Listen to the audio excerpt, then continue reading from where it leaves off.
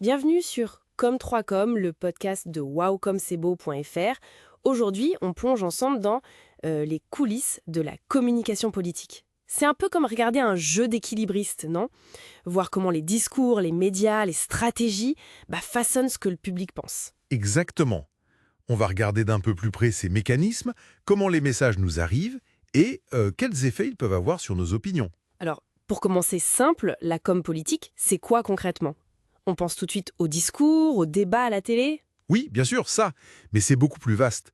Ça englobe aussi la publicité, la pub classique, ou celle qu'on voit sur le net, de plus en plus ciblée d'ailleurs. Ah oui. Et puis, toute l'activité sur les réseaux sociaux, Twitter, Facebook, c'est devenu énorme. Mhm. Sans oublier les relations presse, les communiqués, les conférences, et même ces techniques pour présenter l'info sous un jour favorable, ce qu'on appelle parfois le spin. C'est tout un arsenal en fait. Et au cœur de tout ça, il y a l'art de persuader. La rhétorique, c'est ça? Tout à fait. La rhétorique. On mentionne souvent trois piliers classiques. L'éthos, le pathos et le logos. Ok. Alors, l'éthos, c'est la crédibilité, si j'ai bien suivi. C'est ça. L'éthos, c'est l'image que renvoie l'acteur politique. Il va chercher à montrer son expertise, son honnêteté, sa bonne volonté. Par exemple, mettre en avant son expérience. Ça joue sur l'éthos. D'accord. Et le pathos, là on est plus dans l'émotionnel. Exactement. Le pathos, ça vise à toucher les émotions du public. Les histoires personnelles, les appels à l'empathie, à la fierté. Ça crée une connexion. Et le logos, pour finir? Mais le logos, c'est l'appel à la raison.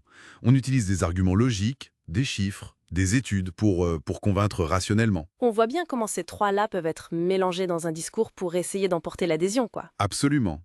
Un bon communicant, c'est jongler avec les trois. Et les médias dans tout ça?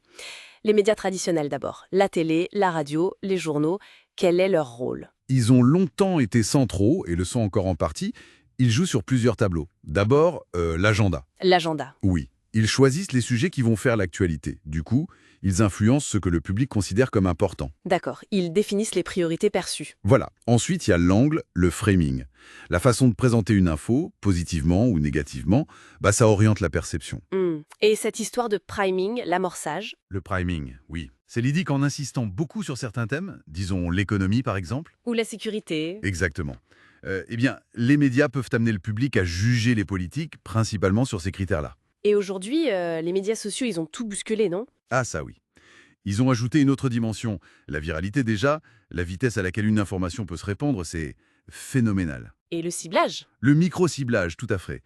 Ça permet d'envoyer des messages quasi sur mesure à des groupes très spécifiques.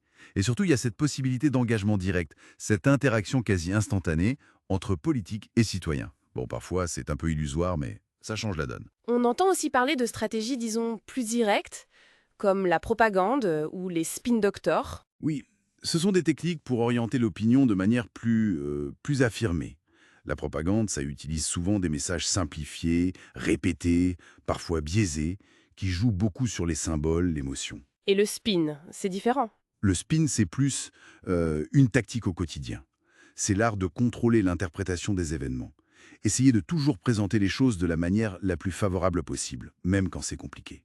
Le spin doctor, c'est le conseiller expert en ça. D'accord, je vois. Et au final, tout ça, est-ce que ça marche vraiment? Est-ce que ça change les opinions des gens? L'effet est variable en fait.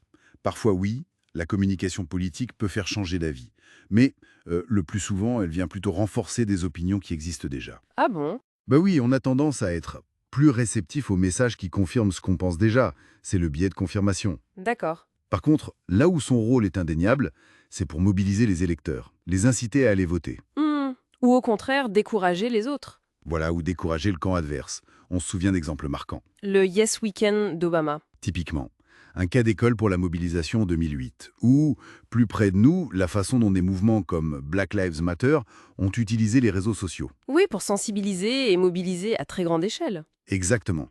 Et même en temps de crise, comme une pandémie, on voit bien que la communication des gouvernants est déterminante pour maintenir, ou pas, la confiance. Donc, si on essaye de résumer un peu, la communication politique, c'est vraiment un mélange complexe de stratégie, de psychologie, d'utilisation des médias, une sorte d'interaction constante pour influencer notre perception. C'est à la fois une science et un art, oui.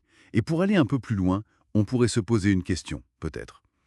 Au-delà de l'influence de tel ou tel message, comment est-ce que cette exposition permanente à des techniques de com de plus en plus sophistiquées, Mhm. comment est-ce que ça modifie, à long terme, notre façon de nous informer, de nous forger une opinion, et peut-être même notre participation à la vie politique? C'est une excellente question pour réfléchir. Merci beaucoup pour cet échange passionnant. Rendez-vous au prochain épisode.